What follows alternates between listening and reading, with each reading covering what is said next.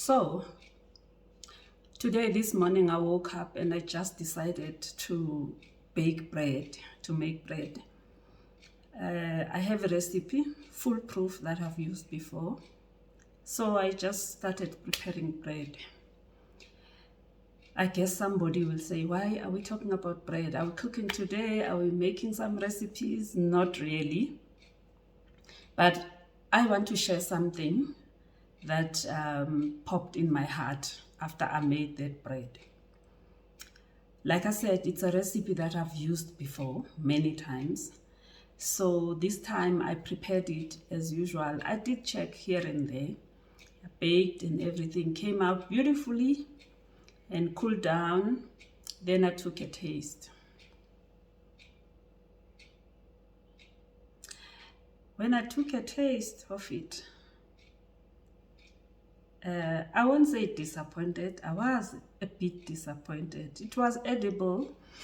It cooked nicely. But I realized that this bread was not the same as the one that I made before. It was a bit bland. Not very tasty.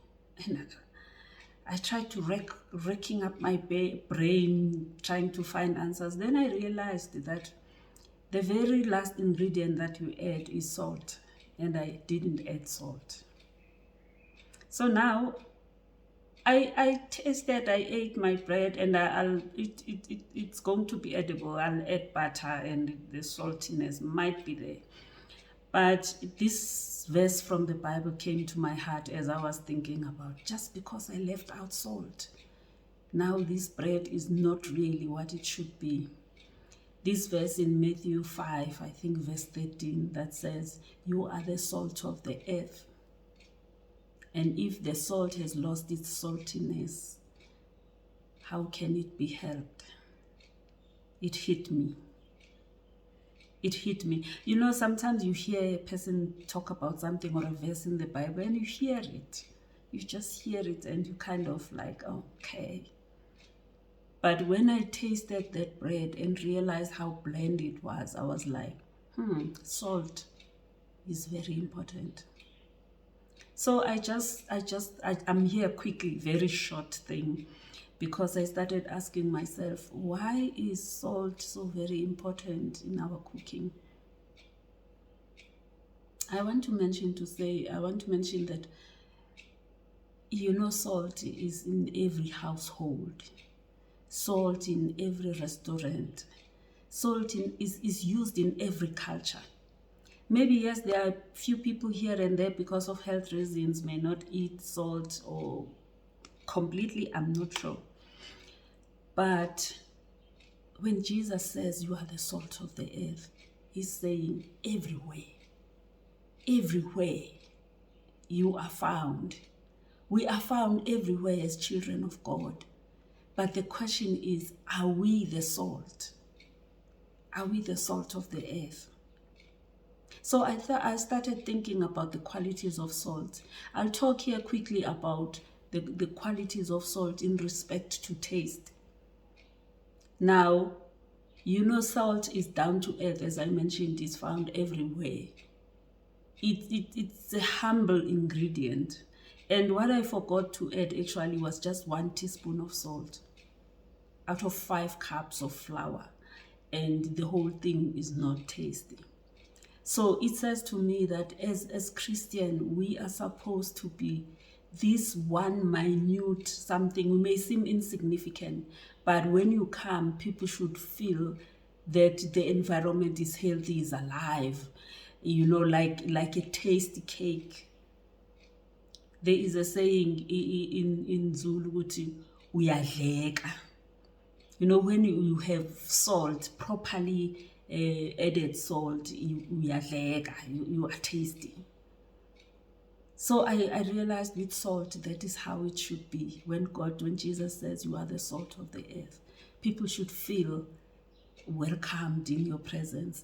People should not feel made small. It made me think of this thing, you know, when you're dealing or you are in the presence of someone who's very pessimistic. I'm not talking here about someone who's just sharing his issues or problems or challenges. There are people who are just pessimistic.